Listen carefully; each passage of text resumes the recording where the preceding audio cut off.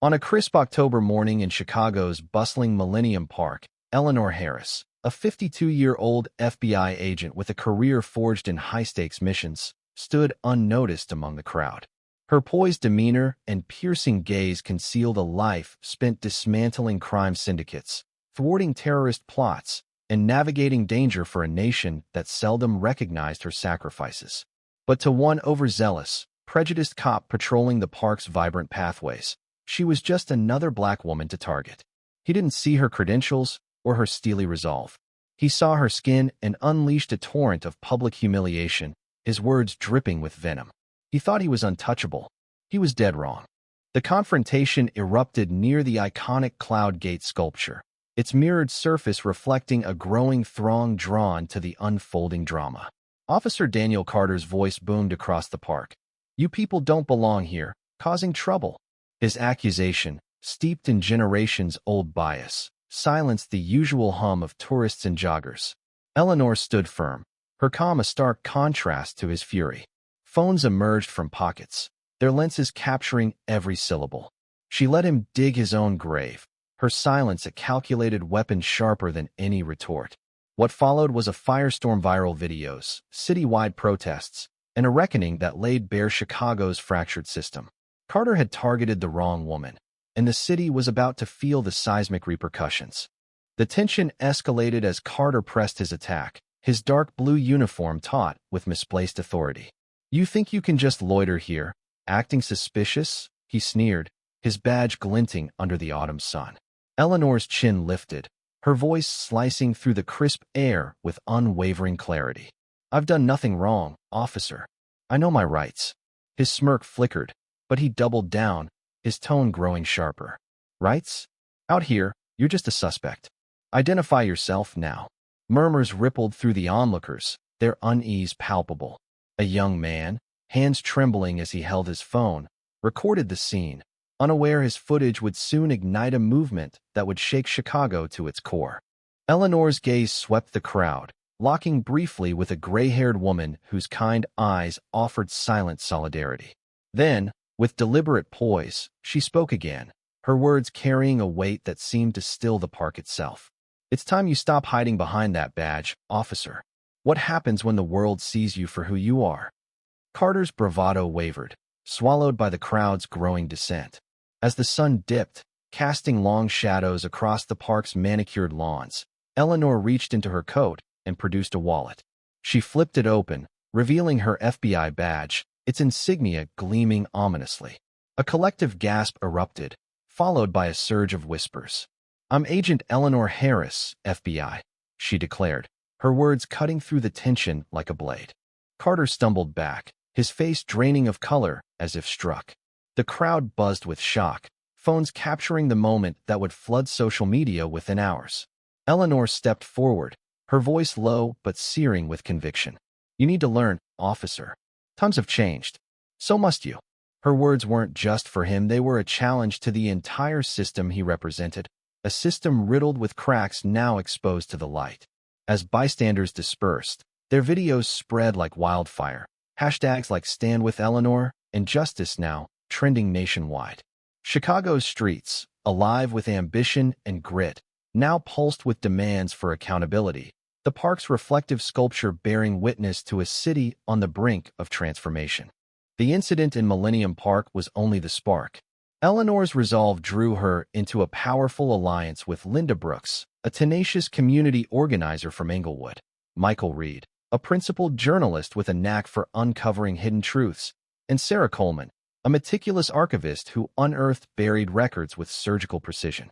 Together, they delved into police archives, uncovering a web of misconduct, officers like Carter shielded by bureaucratic red tape, their repeated offenses buried under layers of institutional neglect. Their coalition organized town halls across Chicago, from the historic Bronzeville neighborhood to the eclectic Logan Square, drawing voices from every corner. Mothers fearing for their sons' safety, officers yearning for reform, and elders recounting decades of resilience against systemic bias. Each story wove a tapestry of urgency, demanding a new social contract rooted in equity.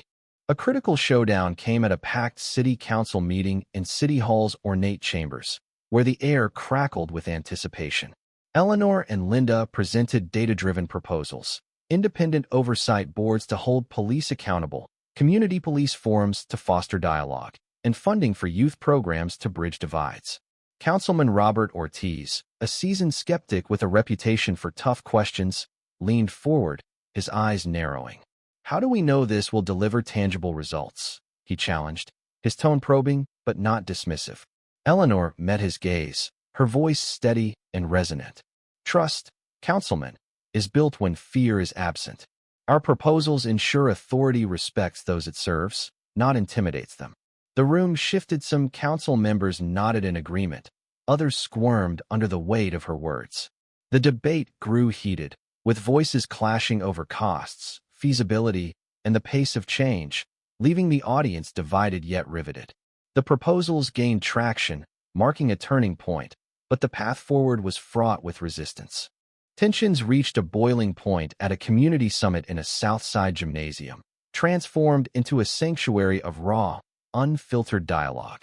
Chairs arranged in circles fostered intimacy as residents and officers shared their truths.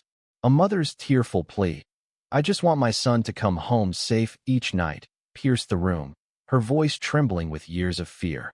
An officer, his voice cracking, admitted the crushing weight of duty in a system that often failed its own.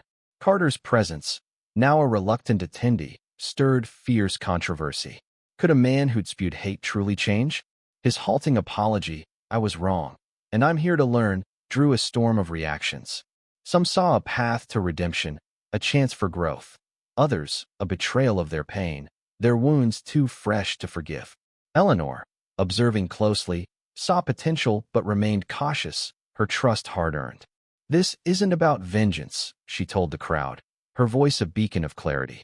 "It's about rebuilding trust through action, not empty words." The room buzzed with debate, the air thick with hope, skepticism, and the raw energy of a community grappling with its future. The summit's momentum fueled tangible victories.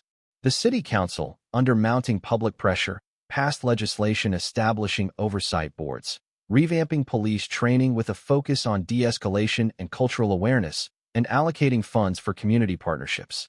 Carter, mentored by Eleanor, revived youth outreach programs he'd championed early in his career, his transformation a microcosm of broader change. He organized mentorship initiatives in underserved neighborhoods, his once rigid demeanor softened by humility.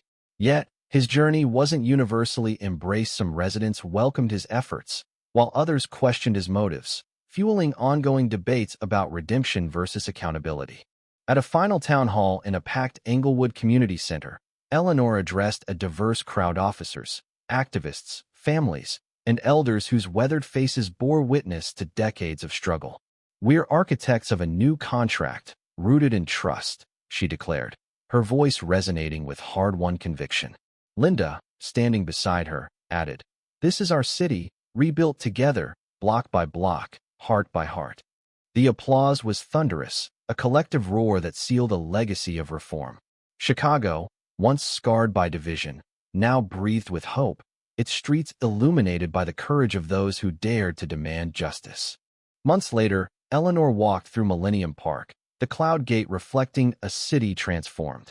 The autumn leaves crunched underfoot, and the park buzzed with life: children chasing each other, joggers weaving past, elders sharing stories on benches. She met Linda near the sculpture, their handshake a symbol of an enduring partnership forged in fire. "We did it," Linda said, her eyes bright with pride. Eleanor nodded, her gaze sweeping the park's vibrant scene. "And we'll keep going," she replied, her voice steady with resolve. The victory wasn't just in policies passed or programs launched, it was in the hearts changed, the trust rebuilt, the city reborn in equity. The story closed not with ambiguity but with triumph, a testament that justice, when demanded with unwavering resolve, could prevail and endure, its light unyielding against the shadows of the past. What does this story stir in you?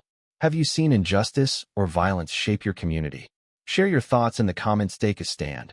Voice your perspective on how we confront bias and build trust.